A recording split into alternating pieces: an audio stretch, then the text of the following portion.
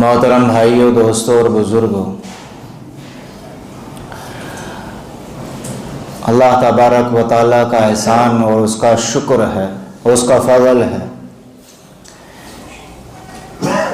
कि अल्लाह ताला ने हमें हमारी ज़िंदगी में फिर एक और मर्तबा इंशाअल्लाह रमज़ान का महीना अता फरमाएगा। कल को इंशाअल्लाह तरावी होंगी और इतवार के दिन पहला रोज़ा होगा। रमज़ान का महीना ये वो महीना है कि जो भी अल्लाह तबारक व तआला ने हमारे ऊपर इबादतें फ़र्ज की हैं 11 महीने में, उन 11 महीनों के जो इबादत हैं वो एक तरफ हैं,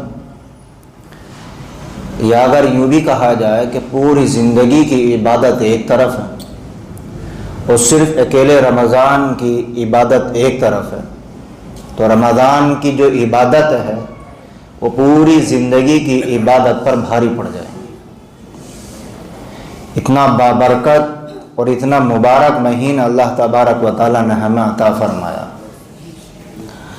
रमज़ान से एक दिन पहले रसूलुल्लाह सल्लल्लाहु अलैहि वसल्लम ने एक बयान फरमाया था सहाबा के दरमियान।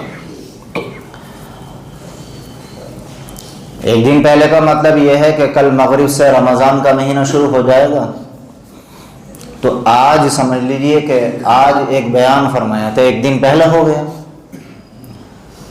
और उस हदीस के रावी हज़रत सलमान रज़ी अल्लाह तआला अन्हु, हुज़ूर सल्लल्लाहु अलैहि वसल्लम ने सबसे पहले जो बात इरशाद फरमाई थी, ये कहा था, या अय्युहन्नास, ए लोगो, क़द अज़ल्लकुम शहरुन अज़ीमुन, कि तुम्हारे ऊपर एक महीना साया लेकर आने वाला है। तो वो ये नहीं कहा कि सिर्फ महीना आने वाला है, बल्कि ये फरमाया पहले जुमले में कि एक महीना आने वाला है और साया आपके ऊपर, तुम्हारे ऊपर छाने वाला है। ये बात इरशाद फरमाई। देखो, एक होता है आना और आकर चले जाना, और एक होता है आना और छा जाना। आना, आकर चले जाना, एक तो ये हो गया, और दूसरा आना आकर छा जाना। कितना बड़ा फर्क हो गया। बाद मेहमान आते हैं चले जाते हैं, लेकिन बाद मेहमान आते हैं, मेज़बान के घर में जितने भी लोग होते हैं उनके दिलो दिमाग के ऊपर पूरे छा जाते हैं। तो जो छा जाते हैं तो फिर उनसे अलग होना एकदम दिल नहीं चाहता है। जो छा जाते हैं, जब वो जुदा होते हैं तो आंखें अश्कबार हो जाती हैं, दिल में एक गमगीन सी की कैफियत तारी हो जाती है जो दिलों पर और दिमाग पर छा जाते हैं। ऐसे ही रमज़ान का महीना सिर्फ आता नहीं है, आता है और अल्लाह की रहमतें और बरकतें लेकर ईमान वालों के ऊपर छा जाता है। और छाता किन के ऊपर है? छाता उनके ऊपर है कि जो इस महीने की सही माना में कदर करते हैं। कि हम रमज़ान रख रहे हों, रमज़ान का रोज़ा रख रहे हों, सिर्फ रस्मी तौर पर न रख रहे हों, हम तरावी पढ़ रहे हों या दीगर इबादत कर रहे हों, सिर्फ रस्मी तौर पर न कर रहे हों। एक हदीस शरीफ में रसूलुल्लाह सल्लल्लाहु अलैहि वसल्लम के मुतालिक आता है कि आपने पूरी ज़िंदगी वो इबादत की कि आपके मुकाबले में कोई दूसरा बंदा, नबी हो या रसूल, कोई इबादत कर नहीं सकता। लेकिन फिर भी रसूलुल्लाह सल्लल्लाहु अलैहि वसल्लम रमज़ान के महीने में 3 कामों में बहुत ज़्यादा बढ़ोतरी कर देते थे। 3 कामों में और ज़्यादा बढ़ोतरी कर देते थे और ज़्यादा करते थे। नॉर्मली महीनों में 11 महीने में तो वो काम आप करते ही थे, لیکن رمضان کے مہینے میں وہ 3 کام اور زیادہ کرتے تھے، اور زیادہ کثرت سے کر دیا کرتے تھے۔ اما عائشہ رضی اللہ تعالی عنہ فرماتی ہیں کہ رمضان کا مہینہ شروع ہوتے ہی رسول اللہ صلی اللہ علیہ وسلم عبادت کرنے کے لیے اپنی کمر کس لیا کرتے تھے۔ کسی اہم کام کے لیے کوئی بندہ میدان میں اترتا تو کہتے ہیں نا آؤ بھائی کمر کس لو اور آ جاؤ میدان میں، یا یہ کہتا ہے بھائی آؤ اپنے کپڑوں کی، اپنے کرتے کی یا شرٹ کی آستین اوپر کرو اور آ جاؤ میدان میں۔ تو اس کا مطلب یہ ہوتا ہے کہ کام پابندی سے کرنا، زیادہ طاقت لگا کر کے کرنا، اس کا مطلب یہ ہوتا ہے۔ لیکن رسول اللہ صلی اللہ علیہ وسلم ایسا نہیں کہ 11 مہینے میں عبادت کم کیا کرتے تھے، ایسا نہیں ہے، بلکہ 11 مہینے میں بھی عبادت آپ بہت زیادہ کیا کرتے تھے، اتنی زیادہ کیا کرتے تھے کہ آپ جب تہجد کی نیت باندھ کر کھڑے ہوتے تو صحابی آپ کے اگل بغل میں کھڑے ہو جاتے تھے۔ رسول اللہ صلی اللہ علیہ وسلم اتنی دیر تک کھڑے رہتے تھے کہ صحابہ کی ہمت جواب دے جاتی تھی، اتنے لمبے لمبے رکوع کیا کرتے تھے کہ صحابہ کی ہمت جواب دے دیا کرتی تھی۔ اور یہ تو آپ نے مشہور بات سنی ہوگی کہ رسول اللہ صلی اللہ علیہ وسلم اتنی دیر تک کھڑے رہتے تھے کہ آپ کے پیروں پر ورم آ جاتا تھا، اتنی دیر تک کھڑے رہتے تھے آپ، تو رمضان میں آپ کی عبادت کا کیا ٹھکانہ رہتا ہو۔ لیکن خاص طور سے رسول اللہ صلی اللہ علیہ وسلم 3 کاموں میں اور زیادہ اضافہ کر دیا کرتے تھے۔ وہ پہلا کام کیا ہے؟ ان 3 کاموں میں سے پہلا کام ہے دعاؤں میں زیادتی کر دینا۔ آپ دعا بہت زیادہ کثرت سے مانگا کرتے تھے، حالانکہ نارملی مہینوں میں بھی رسول اللہ صلی اللہ علیہ وسلم دعائیں کثرت سے مانگا کرتے تھے۔ آپ نے پوری زندگی میں ایک ہی حج کیا ہے، آخری حج، اور عرفات کے میدان میں اونٹنی پر بیٹھ کر احرام کی حالت میں، اور اپریل کے مہینے میں، اور گرمی بہت زیادہ پڑ رہی تھی، 1.25 لاکھ تو صحابہ کا مجمع تھا، اونٹنی پر بیٹھ کر اپریل کے مہینے میں 3 گھنٹے تک کنٹینیو رسول اللہ صلی اللہ علیہ وسلم نے دعا مانگی ہے۔ کتنی دیر تک؟ 3 گھنٹے تک آقا نے دعا مانگی ہے، پورے 3 گھنٹے۔ کتنی لمبی دعا ہو گئی۔ روتے روتے رسول اللہ صلی اللہ علیہ وسلم کا جو آپ کے آنکھوں سے آنسو بہے، رخسار سے گزرے، داڑھی سے گزرے، اور آپ کے سینے مبارک پر آ کر کے ٹپک گئے، تو آپ کے رونے سے، آپ کے گڑگڑانے سے اور آپ کے آنکھوں کے آنسوؤں سے آپ کا سینہ مبارک اور آپ کا جو احرام تھا وہ پورا تر ہو گیا، پورا 3 گھنٹے دعا مانگی۔ حالانکہ رسول اللہ صلی اللہ علیہ وسلم تو بخشے بخشائے ہیں، آپ تو جنت کے مالک ہیں، بھئی آپ کے کیا کہنے جب آپ کی اولاد کے بارے میں آپ نے فرما دیا کہ حسن حسین جنت کے نوجوانوں کے سردار، میری بیٹی فاطمہ عورتوں کی سردار، علی تمہارا گھر میرے گھر کے سامنے ہوگا جنت میں، عمر تمہارا گھر میں اپنی آنکھوں سے دیکھ کے آیا ہوں، ابو بکر جب جہاں میرا مکان ہوگا جنت میں تو اس سے جو نیچے والا فلور ہوگا وہ ابو بکر تمہارا ہوگا، اور ابو بکر میں اپنے فلور سے، میں اپنے مقام سے تم سے ملنے ایسا آ جایا کروں گا جیسے اوپر بڑا بھائی رہ رہا ہو، نیچے چھوٹا بھائی رہ رہا ہو، کبھی کبھار بڑا بھائی کا دل چاہتا ہے چھوٹے بھائی کا دیدار کر لوں، تو بڑا بھائی چھوٹے بھائی کو دیکھنا آ جاتا ہے، تو میں ایسے کبھی کبھار تمہارے پاس بھی آ جایا کروں گا۔ وَكُلًّا وَعَدَ اللَّهُ الْحُسْنَى رَضِيَ اللَّهُ عَنْهُمْ وَرَضُوا عَنْهُ أُولَٰئِكَ حِزْبُ اللَّهِ أَلَا إِنَّ حِزْبَ اللَّهِ هُمُ الْمُفْلِحُونَ أُولَٰئِكَ هُمُ الرَّاشِدُونَ ذَلِكَ الْفَوْزُ الْعَظِيمُ۔ یہ سارے جو خوشخبریاں سنا رہا ہے قرآن، یہ رسول اللہ صلی اللہ علیہ وسلم کے صحابہ کے بارے میں سنا رہا ہے۔ تو اتنی عبادتیں کرنے والے صحابہ بھی فرماتے ہیں کہ جب رسول اللہ صلی اللہ علیہ وسلم آپ کھڑے ہوتے تھے نیت باندھ کر تو اتنا لمبا قیام کرتے تھے کہ ہم سے آپ کا برابر کھڑا نہیں ہویا جاتا تھا، اتنا لمبا لمبا۔ اور ایسا بھی نہیں ہے کہ صاحب یہ تو مال کھانے والے ہیں، ڈرائی فروٹ کھانے والے ہیں، پھل کھانے والے ہیں، گھی اور تیل میوے یہ وہ وغیرہ وغیرہ، ڈائٹ بہت بڑھیا چلتی ہے، بڑھیا مال کھاتے ہیں، بدن میں طاقت ہے۔ 3 مہینے تک 2 مہینے تک رسول اللہ کے گھر میں چولہا نہیں جلتا تھا۔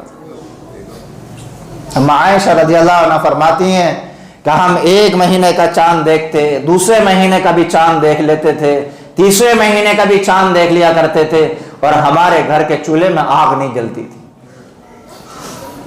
ایسی غربت کے ماحول میں رسول اللہ صلی اللہ علیہ وسلم جب نماز پڑھنے کے لیے نیت باندھ کر کھڑے ہو جاتے ہیں تو صحابہ آپ کا مقابلہ نہیں کر پاتے ہیں۔ تو 3 گھنٹے تک میدان عرفات میں اونٹنی پر بیٹھ کر رسول اللہ صلی اللہ علیہ وسلم نے دعائیں مانگی ہے۔ رمضان کے مہینے میں رسول اللہ صلی اللہ علیہ وسلم دعا اور زیادہ مانگا کرتے تھے، اور زیادہ مانگا کرتے تھے۔ ایک مرتبہ عائشہ رضی اللہ عنہ فرماتی ہیں کہ آقا میرے حجرے میں تہجد کی نماز پڑھ رہے تھے۔ اب رسول اللہ صلی اللہ علیہ وسلم کی 11 بیویاں تھیں تو 11 کمرے تھے، 11 حجرے تھے، اور کمرہ اتنا چھوٹا چھوٹے ہوتے تھے، اتنے چھوٹے چھوٹے ہوتے تھے کمرے۔ حسن بصری رحمۃ اللہ علیہ فرماتے ہیں کہ جب میں چھوٹا تھا اور ماؤں کی کمرے میں جا کر کے بیچ میں لیٹ کر دایاں ہاتھ ادھر کو پھیلاتا تو دایاں ہاتھ دیوار پہ لگ جاتا تھا، بایاں ہاتھ ادھر کو لمبا کرتا تو بایاں ہاتھ بھی دیوار پہ لگ جاتا تھا۔ یعنی اس طریقے سے اگر میں ہاتھ پھیلاتا تھا، لمبے کرتا تھا تو کہاں لگتا تھا؟ ادھر کا ہاتھ ادھر والی دیوار سے اور ادھر والا ادھر کی دیوار سے۔ لوگ اتنے بڑے بڑے کمرے تھے بس۔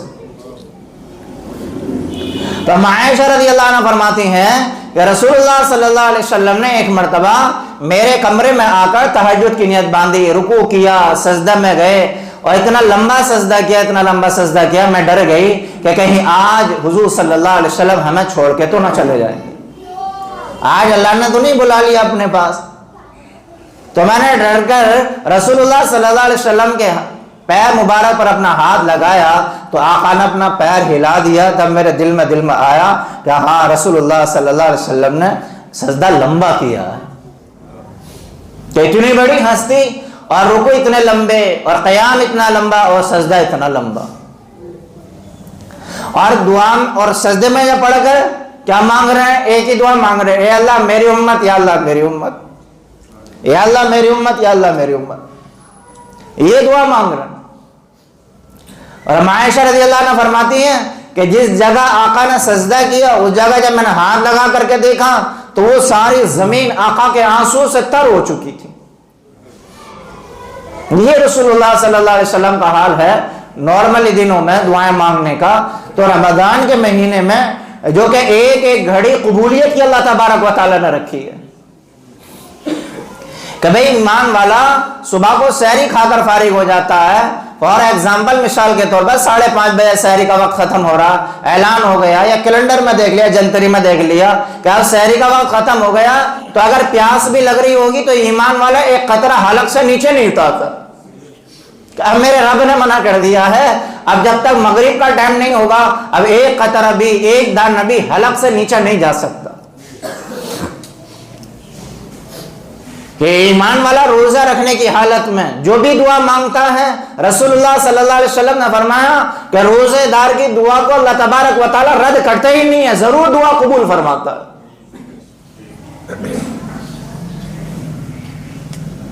رسول اللہ صلی اللہ علیہ وسلم اتنا کثرت سے دعائیں کرتے، اتنا کثرت سے دعائیں کرتے، بیت الخلاء میں جا رہے ہیں جب بھی دعا مانگ رہے ہیں آپ، اللہم انی اعوذ بک من الخبث والخبائث، بیت الخلاء سے نکلنا ہے پھر بھی دعا مانگ رہے ہیں، غفرانک الحمدللہ الذی اذھب عنی الأذى وعافانی، گھر میں داخل ہو رہے ہیں جب دعا مانگ رہے ہیں، اور گھر سے نکلنا ہے تب دعا مانگ رہے ہیں، مسجد میں آ رہے جا رہے تب دعا مانگ رہے ہیں، کپڑے پہن رہے اتار رہے تب دعا مانگ رہے ہیں، وضو کر رہے ہیں تب دعا مانگ رہے ہیں، ایک ایک گھڑی رسول اللہ صلی اللہ علیہ وسلم دعا مانگ رہے ہیں، اور یہ رمضان کی بات نہیں کر رہا، یہ نارملی دنوں کی بات کر رہا ہوں، نارملی مہینوں کی۔ تو آپ بتاؤ رسول اللہ صلی اللہ علیہ وسلم رمضان کے مہینے میں دعائیں کتنی کثرت سے مانگا کرتے ہوں گے۔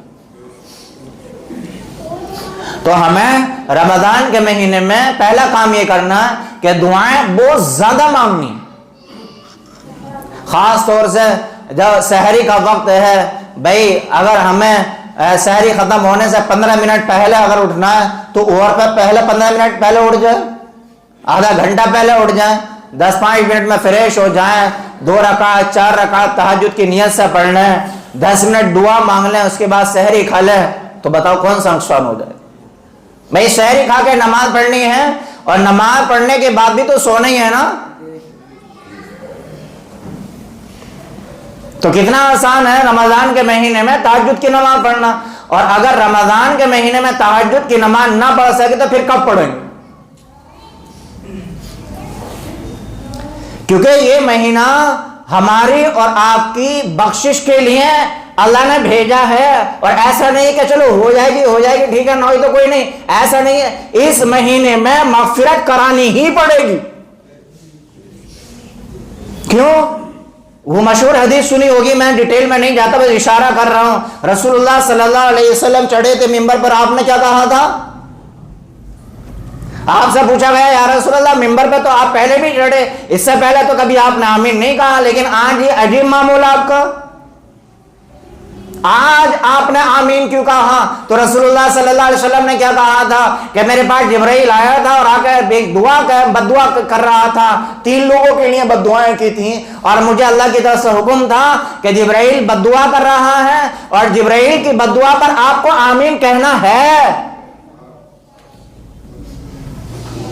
اور ہمارا ایمان کہ جبرائیل تو دور کی بات ہے، پوری دنیا میں ایک پتا بھی اللہ کے حکم سے نہیں ہلتا، زمین پر نازل ہونے والی اترنے والی بارش کا ایک قطرہ اور ایک بوند بھی اللہ کے حکم سے نہیں اترتا، تو جبرائیل کی کیا مجال ہے کہ اللہ کے حکم کے بغیر آ کر بد دعا کرتے؟ بھائی اللہ نے بھیجا اور محمد رسول اللہ صلی اللہ علیہ وسلم کو پابند بنایا، تو جبرائیل علیہ السلام کی کیا بد دعا کم تھی ایسے لوگوں کو ہلاک کرنے کے لیے؟ لیکن جبرائیل کی بد دعا اور رسول اللہ صلی اللہ علیہ وسلم کی آمین، فرشتوں میں سارے فرشتوں کا سردار جبرائیل، اور نبی اور رسولوں میں سارے نبی اور رسولوں کے سردار محمد رسول اللہ صلی اللہ علیہ وسلم، وہ فرشتوں کا سردار بد دعا کر رہا ہے، اور فرشتوں کے سردار کی بد دعا پر آمین نبی اور رسولوں کے سردار کہہ رہے ہیں۔ کیا کہنا ہے کہ رمضان کا مہینہ پاوے انسان اور مغفرت نہ ہو؟ آقا کیا فرما رہے ہیں؟ جبرائیل اسلام کیا کہنا ہے؟ وہ ہلاک ہو جائے۔ آقا کیا کہہ رہے ہیں؟ آمین۔ تو اس بد دعا سے کیا پتا چلا؟ ہمیں مغفرت کرانی ہی پڑے گی۔ اگر نہیں کرا سکا کوئی بندہ تو حضرت جبرائیل السلام کی بد دعا اور اس بد دعا کے قبول کرنے میں محمد رسول اللہ صلی اللہ علیہ وسلم کے آمین کی طاقت اس انسان کو پھر کہیں کا چھوڑے گی نہیں۔ ہلاکت ہی ہلاکت ہے، بربادی بربادی۔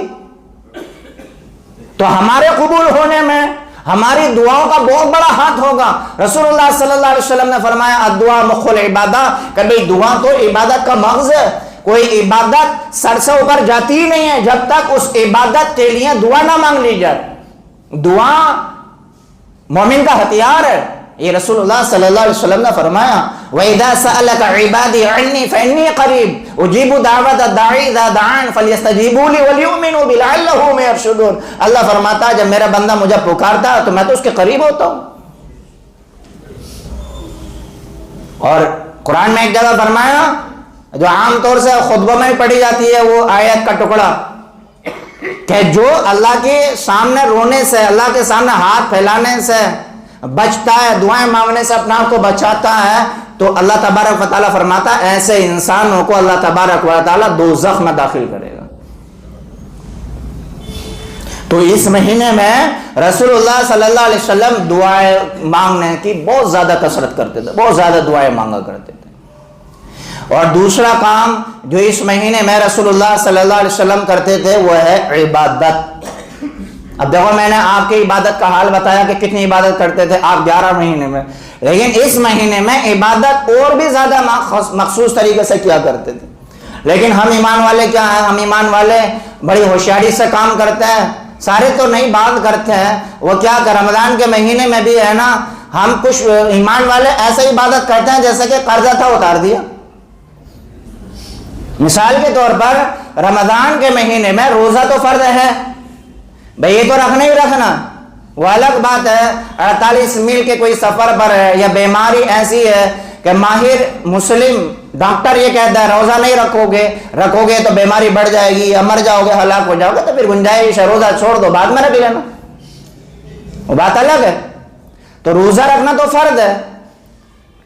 دوسرا نمبر پر جو عبادت آتی ہے اس مہینے کی خاص طور سے وہ ہے تراویح۔ اب تراویح میں دو چیزیں، تراویح میں ایک چیز تو سنت یہ ہے کہ بھئی پورا قرآن سنا جائے۔ اب پورا قرآن سننے میں بھی ہمارے بعض مسلمان بھائی کیا کرتے ہیں، گھروں میں تراویح ہوتی ہے، حالوں میں جو ہے تراویح ہوتی ہے، کارخانوں میں تراویح ہوتی ہے، یا مسجدوں میں بھی تراویح ہوتی ہے، تو بعض مسلمان بھائی خاص طور سے نوجوان کیا کرتے ہیں کہ بعد میں آئیں گے اور پیچھے والی صفوں میں جا کے بیٹھیں گے۔ اب کیا کریں گے، وہ یہ کریں گے کہ بھئی جیسے امام صاحب رکوع میں جائیں دھڑ سے کھڑے اور پٹ سے ہی جائے رکوع میں چلے جائیں۔ یہ ہے ہماری عبادتوں کا حال۔ اب بتاؤ ایک بندہ اس وقت رکوع میں جا رہا ہے جب امام صاحب رکوع میں چلے گئے تو اس نے قرآن سنا ہی نہیں، اس کا تو قرآن ناقص رہا، اس کا تو قرآن مکمل ہی نہیں ہوگا،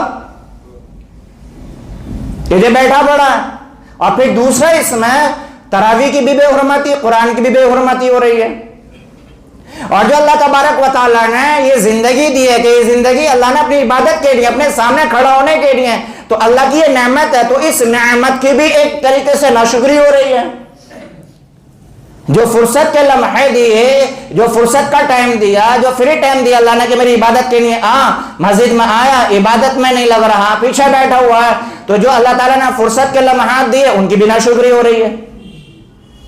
اور اپنے آپ کو سمجھنا بھائی ہم بہت ہوشیار ہیں، تراویح بھی ہو رہی ہیں، وہی والی بات ہے کہ انگلی کٹا کے شہیدوں میں نام۔ اور بعض ہمارے مسلمان بھائی کیا کرتے ہیں کہ بھئی 5 دن میں، 6 دن میں، 8 دن میں، 10 دن میں قرآن سنا، اب پورا مہینہ تراویحوں کی چھٹی ہو جاتی ہے۔ تو رمضان کے مہینے میں یہ دو چیزیں سنت ہیں، ایک تو پورا قرآن سننا سنت ہے تراویحوں میں، ایک تو پورا کا پورا قرآن سننا سنت ہے، اور دوسرا پورے رمضان کے مہینے میں تراویح پڑھنا سنت ہے، اور صرف سنت ہی نہیں بلکہ سنت مؤکدہ ہے۔ آدمی اگر نہیں پڑھے گا تو بڑا گناہگار ہے۔ یہ نہیں ہے کہ جی چلو سنت ہے تو چھوڑ دو چلے گا، نہیں، ہاں بیماری ہے، کھڑا نہیں ہو جا رہا، چلا نہیں جا رہا، پریشانی ہے، تو پھر گنجائش ہو سکتی ہے، پھر وہ بھی جیسا مسئلہ سامنے آئے گا اس کے اکارڈنگ جو ہے جواب ملے گا۔ یہ چھوٹی ہے کہ ہر عام و خاص کو جو ہے تراویح سے چھٹی مل جائے۔ رسول اللہ صلی اللہ علیہ وسلم نے تراویح کی نماز کو اتنا پسند فرمایا کہ صحابہ کو 3 دن جماعت سے پڑھائی، لیکن جب دیکھا کہ صحابہ بہت زیادہ دلچسپی سے نماز پڑھ رہے ہیں، مسجد فل ہو گئی ہے، جگہ نہیں ہے، قدم رکھنے کے لیے بھی جگہ نہیں مل رہی ہے، تو پھر رسول اللہ صلی اللہ علیہ وسلم نے کہا کہ بھئی میں اب تراویح نہیں پڑھاؤں گا، اپنی اپنی پڑھو۔ اور رسول اللہ صلی اللہ علیہ وسلم نے یہ بھی فرمایا کہ میں نے کیوں جماعت سے نہیں پڑھائی، اس وجہ سے جماعت سے نہ پڑھائی کہ جتنے شوق سے تم تراویح پڑھنے آ رہے ہو، پڑھ رہے ہو، مجھے اس بات کا خوف ہے کہ ایسا نہ ہو کہ تراویح تمہارے اوپر فرض کر دی جائے۔ اگر 20 رکعت تراویح تمہارے اوپر فرض کر دی گئی تو تم تو مشقت میں پڑ جاؤ گے۔ لیکن رسول اللہ صلی اللہ علیہ وسلم نے یہ نہیں کہا تھا کہ تراویح پڑھنا ہی مت، آقا نے فرمایا تھا اپنی اپنی پڑھو، چاہے مسجد میں پڑھ لو چاہے گھر جا کے پڑھ لو، لیکن چھوڑنے کی اجازت رسول اللہ صلی اللہ علیہ وسلم نے نہیں دی تھی۔ اگر چھوڑنے کی اجازت رسول اللہ صلی اللہ علیہ وسلم کی طرف سے ہوتی، آپ کے عمل سے یا آپ کے قول سے یا آپ کے فعل سے، تو پھر آقا کے بعد میں ابو بکر رضی اللہ تعالیٰ عنہ نے تراویح پابندی سے پڑھی ہیں۔ تو اگر آقا کی طرف سے چھوڑنے کی تھوڑی بہت اجازت ہوتی تو ابو بکر رضی اللہ تعالیٰ عنہ پابندی سے نہیں پڑھتے پھر۔ اور پھر حضرت عمر رضی اللہ تعالیٰ عنہ کا جب زمانہ آیا تو حضرت عمر رضی اللہ عنہ کے زمانے میں سسٹم یہ ہو گیا کہ 4-5 وہاں پڑھنا ہے جماعت کے ساتھ، 4-5 وہاں پڑھنا ہے جماعت کے ساتھ، 4-5 وہاں پڑھنے جماعت کے ساتھ، پھر یہ سسٹم شروع ہو گیا۔ لیکن حضرت عمر رضی اللہ تعالیٰ عنہ نے کہا کہ صحابہ میں سب سے بڑے قاری تھے حضرت ابی بن کعب رضی اللہ تعالیٰ عنہ، تو ان سے کہا ابی بن کعب بھائی دیکھو تم امام بنو اور سارے صحابہ تمہارے پیچھے کھڑے ہو کے نماز پڑھیں گے۔ ابی بن کعب رضی اللہ تعالیٰ عنہ امام بنے اور سارے صحابہ نے پھر حضرت ابی بن کعب رضی اللہ تعالیٰ عنہ کے پیچھے کھڑے ہو کر نماز پڑھی۔ اور سارے صحابہ حضرت عمر رضی اللہ تعالیٰ عنہ کے اس فیصلے سے متفق ہو گئے، اور جب سے لے کر آج تک 20 رکعت تراویح پڑھتی چلی آ رہے ہیں، اور کبھی بھی کسی صحابی سے تراویح چھوڑنا ثابت نہیں ہے۔ ہاں سفر میں یہ بیمار ہیں تو الگ ہے، تو پتہ یہ چلا کہ 20 رکعت تراویح پڑھنا یہ سنت مؤکدہ ہے، اور پورے مہینہ تراویح پڑھنا سنت مؤکدہ ہے۔ یہ نہیں ہوگا کہ سب 8 دن میں 10 دن میں اگر ہم نے تراویح سن لی تو قرآن کی بھی چھٹی اور تراویح کی چھٹی، یہ غلط بات ہے۔ تو اس مہینے میں عبادت کو زیادہ کر دیں، اور زیادہ کرنے کی ایک صورت یہ ہے کہ بھئی کم سے کم اس مہینے کی جو عبادت ہے اسے تو کر لیں کہ 20 رکعت تراویح پورا مہینہ پڑھیں گے انشاءاللہ۔ اور اس سے بڑھیا تو کوئی بات ہی نہیں ہوگی کہ بھئی ہم ایسی جگہ تراویح پڑھیں کہ جہاں پورا مہینہ قرآن ہو، اس سے بڑھیا تو کوئی بات ہی نہیں ہوگی۔ کہ بھئی ذرا سوچو، ایک جگہ 8 دن میں قرآن مکمل ہو رہا ہے تراویح میں، اور ایک جگہ 27 میں 28 میں 29 میں قرآن پورا ہو رہا ہے، تو بتاؤ فرق ہوگا کہ نہیں ہوگا؟ کتنا بڑا فرق ہوگا، پڑھنے میں بھی فرق ہوگا، ادائیگی میں بھی فرق ہوگا، وقت میں بھی فرق ہوگا، اور دل کا سب سے زیادہ کہاں لگے گا؟ جی کہاں لگے گا سب سے زیادہ دل؟ رہی شاپنگ کی بات، کبھی عید کی شاپنگ کب کریں گے؟ تو عید کی شاپنگ تراویح کے وقت میں ہی کرنی ہے بس ہمیں، آگے پیچھے نہیں ہو سکتی، تراویح کے بعد نہیں ہو سکتی، دن میں نہیں ہو سکتی، کبھی بھی ہو سکتی ہے، ٹھیک ہے، ضرورت ہے، ضرورت کے مطابق شریعت میں یہ بھی آیا ہے کہ بھئی عید پر نئے کپڑے پہننا ہے، نئی چیز استعمال کرنی ہے، تو اس کے لیے شاپنگ بھی ہے، وہ بھی ایک ضرورت کی چیز ہے، لیکن وہ شاپنگ ایسی نہیں ہونی چاہیے کہ بھئی چلو 20 دن میں قرآن سن لیا تو اب 10 دن جو ہے نا خوب بازاروں کے چکر لگائیں گے، تو 20 دن عبادت کی اور 10 دن جو ہے چکر لگ رہے ہیں بازاروں کے، تو 20 دن کی عبادت تو بازاروں میں چلی گئی ساری ہماری، اور یہ تراویح چھوٹ رہی ہے کائے کی وجہ سے؟ بازار کی وجہ سے۔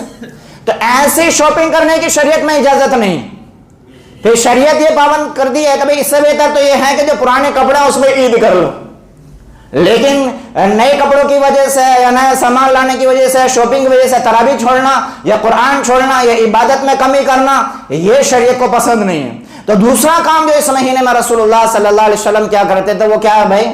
عبادت کرنا، اور عبادت کے ساتھ ساتھ جیسے رمضان کا یہ روزہ ہے اس کو صحیح سے رکھنا، پوری اداب کے ساتھ، پوری رعایت کے ساتھ، کہ بھئی ہمیں عبادت تو کرنی ہے، گناہوں سے بھی اپنے آپ کو بچانا، کہ غیبت نہیں کرنی ہے، چغل خوری نہیں کرنی ہے، حلال ہی اختیار کرنا ہے، آنکھوں کی حفاظت کرنی ہے، اور قرآن کی زیادہ سے زیادہ تلاوت کرنی ہے، اور قرآن اگر پڑھے ہوئے نہیں ہے تو قرآن کو سیکھنا ہے۔ بھئی جو قرآن آج پڑھ رہے ہیں ایسا تو ہے نہیں کہ ماں کے پیٹ سے پڑھے آئے تھے، کہ اماں نے کہا پیلے دودھ تو یہ پڑھ رہا تھا الحمدللہ رب العالمین، ایسا تو ہے نہیں کہ بھئی سب نے ہی باہر آگے پڑھا ہے قرآن، چاہے کوئی بھی ہو، سب نے باہر آ کر پڑھا ہے، اور پڑھنے میں محنت بھی ہوتی ہے، ہمت سے بھی کام لینا پڑتا ہے۔ تو اگر پڑھے ہوئے نہیں ہے تو رمضان کے مہینے میں ہی سٹارٹ کرتے ہیں قرآن پڑھنا۔ اور دیکھو اللہ تبارک و تعالیٰ نے ایمان والوں کے لیے کتنا آسان معاملہ کر دیا۔ اب بات یہ بھی آتی ہے نا یار عبادت کیسے کرنا، شیطان بہکاتا، تو شیطان کے ہاتھ پیر باندھ کر اللہ تعالیٰ پھینک دیتا ہے کہ تو یہاں